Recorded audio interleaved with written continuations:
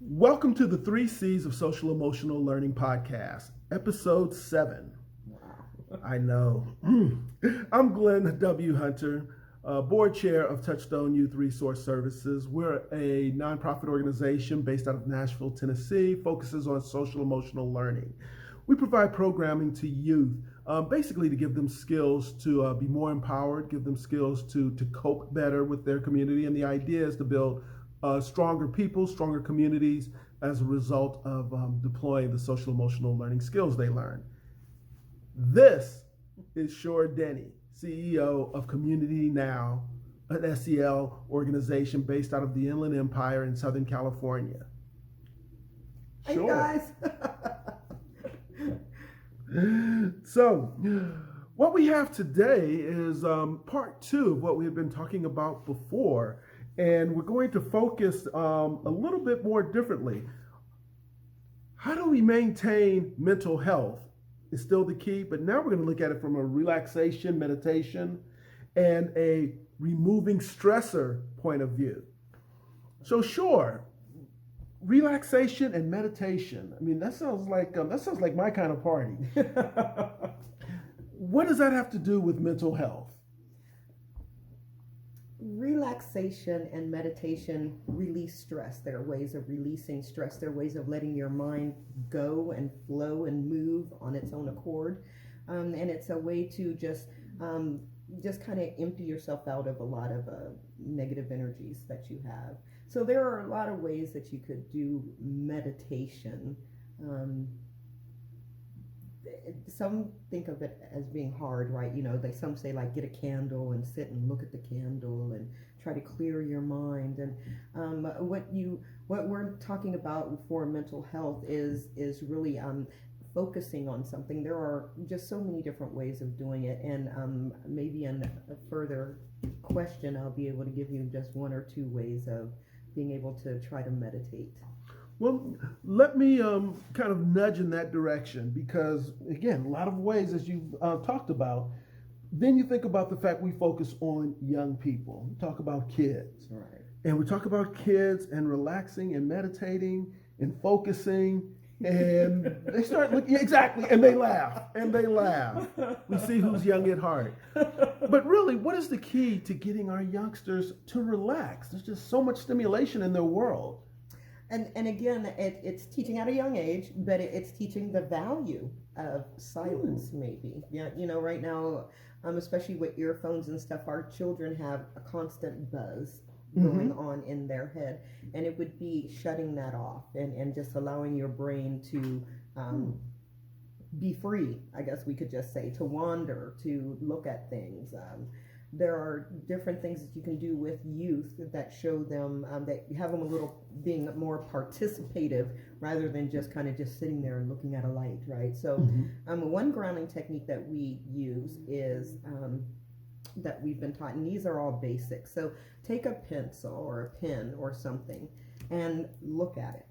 And what you're going to do as you're looking at it is you're going to identify all of the contours, the colors, the differences in the textures of the pen. And as you're doing that, you can pick it up and touch it and start concentrating on concentrating on the textures and how it feels to concentrate on this pen. And literally, as you're concentrating on the pen, it starts relieving other stressors, and your mind is able to kind of open up a little more, and it just kind of grounds you or brings you calmly down just by focusing on one single thing and just kind of, you know, playing it out. Oh, there are ridges. There's metal there, right? The color is orange. It feels, you know, smooth to my finger. All of those different things. Each time you identify one of those, it takes you away from the situation you were in and brings you and focuses you in so that you are just focused in on this, but it allows your brain to kind of wander as you do it. So it sounds, as you've described it, you know, the textures, the contours of it, and the focus, that none of this has to do with actually reading what's on the pen. There's not a lot of right brain activity when you're trying to get to this meditative state? Is that an honest assessment? Yes, it is. I mean, in the beginning, of course, one of the first things that you might see and recognize are the words, right? Mm-hmm. But as you continue to look at the pen and look deeper, you start to see, oh, there's a red line there that you wouldn't have noticed, and that there's, it just again takes your mind and focuses it in on something that's calming and takes you away from the stress. Oh, okay. Now, again, from the relaxation point of view, those are some very tangible tips. From the meditation point of view, you have a lot of uses, you have a lot of interpretation, a lot of misinterpretation regarding meditation. So, as we look at social emotional learning, how do you define meditation? Meditation is literally just a timeout for a person. It's a time for you to just release your mind. It's not a time for there to be nothing, right? And that's what most people conceive of as meditation is, Right. I've got to take my brain to nothing. That will come in time, but what you're doing is you're allowing all thoughts to flow. Just let them flow. You don't try to stop one thought and work on that thought. You just let them flow. There's a great thing out there. There are a lot of using social media talking about our youth.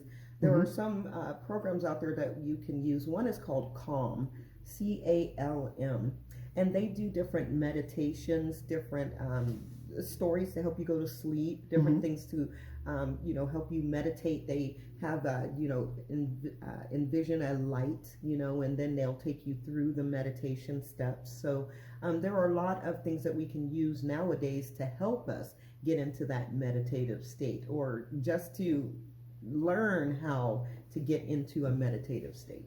Outstanding. So, we've looked at relaxation, we looked at meditation, but there's another component we wanted to talk about, and those are stressors. How do we remove stressors? Before we can remove it, what is a stressor? There are all kinds of stressors in our lives. There are good stressors and bad stressors, right? Getting a promotion could be a very great thing, but there's stress that goes along with that. Getting married, again, is a very good thing, but there are a lot of stressors. And then there are bad stressors, a divorce, unreasonable work expectations, things like that are stressors that we've got to figure out how to bear the weight of them. So that would be. There they are. So you've been pretty clear. Stressors are bad. Well, they're good and bad, right? Oh, okay. Because change is a stressor. So, and change can be good or bad. Like I said, an exam.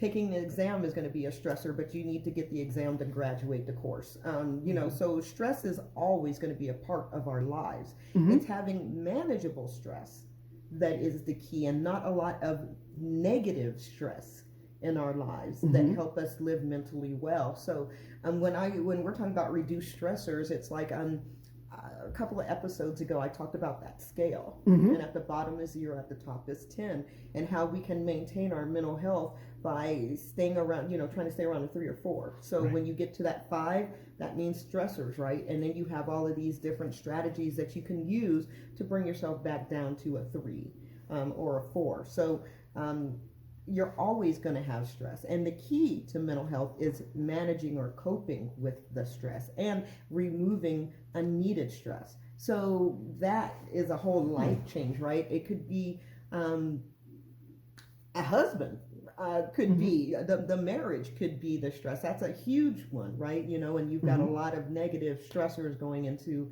that relationship coming from both people. It could be, and I'm saying it could be, that's a stressor that a person might need to let go of. It could be a bad job. All money is not good money. So it could be a job that, it's like, oh my God, but I need to be there, but the job is toxic and you need to find another job, and then you go through again the strategizing of how do I maintain where I am now, but look at moving into a better position or a less stressful situation.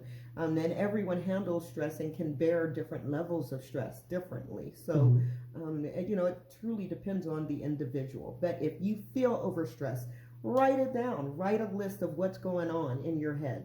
Free writing is always a good thing. Start just writing. It doesn't matter what you write, just start writing, because your brain will put it down. Even, as you're in there, it's going to start coming to the surface, and then you can read that and start seeing what activity is going on in your brain, what is really bothering you. Because sometimes, truthfully, we don't know.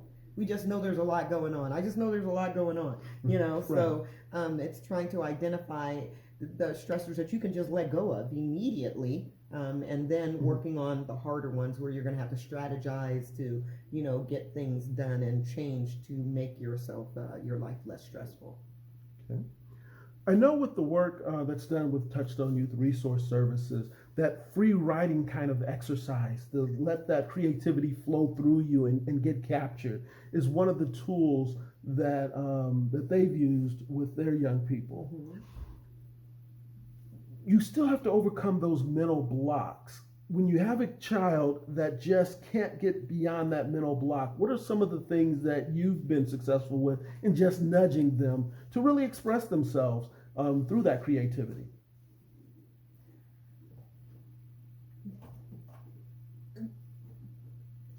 You have to have a sense of safety. Mm-hmm. The youth has to have a sense of safety. So you can't push the youth into being open. You have to allow them the space to be open.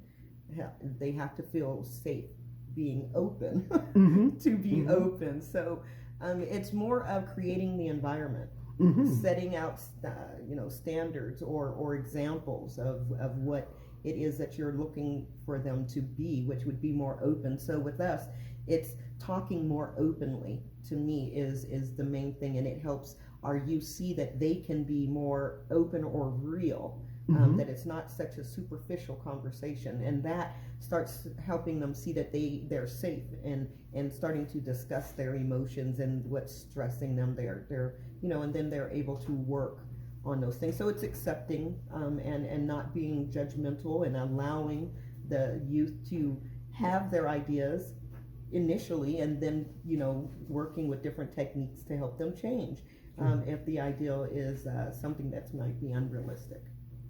Okay.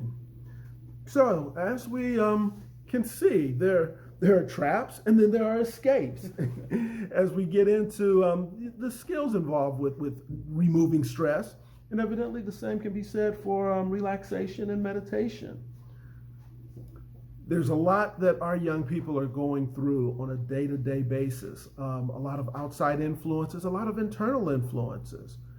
What's important is that there are skills that can be conveyed to them and delivered to them through organizations like Community Now and the work you do within the school districts, and that can rechannel that stress, that angst, to the point that they're able to be more creative and evidently much more functional. Yes, definitely. With that in mind, again, the subject matter expert, Shor Denny, and I'm Glenn W. Hunter. And again, we're just happy to be able to share some insight on how we can reduce stress and manage, I guess, just life skills through meditation and relaxation. Yes. The goal we should all have is to be mentally well.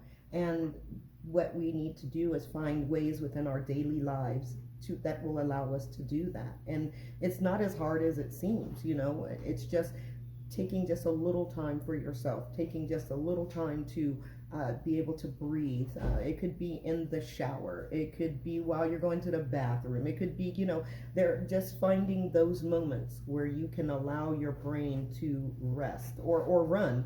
Whatever it is you need your brain to do. A lot of times it's run, let it just run. And that is a way of just staying mentally well. Remember the scale, and really look up seeking safety tips, and start just putting a few of those little things in action, and you'll see that your life, you can reduce a lot of your stress and improve your mental health and well-being. That sums it up. Anything else you want to share, Shor? No, just subscribe if you like what we're saying, and if you want to hear more, like us, and share our videos so that others can hear this information. And remember that we're here. We're open for any topics that you'd like to talk about. And we just look forward to bringing more information to see how we can heal ourselves and our world. Thank you very much again. This podcast is brought to you by Coach G SAT Training. Coach G provides secret tools and tips to high school students to maximize their performance on their SAT and ACT college exams. Remember, scores equal scholarships. Call 951-364-3222 to learn how to get started to earn a spot at the college of your choice.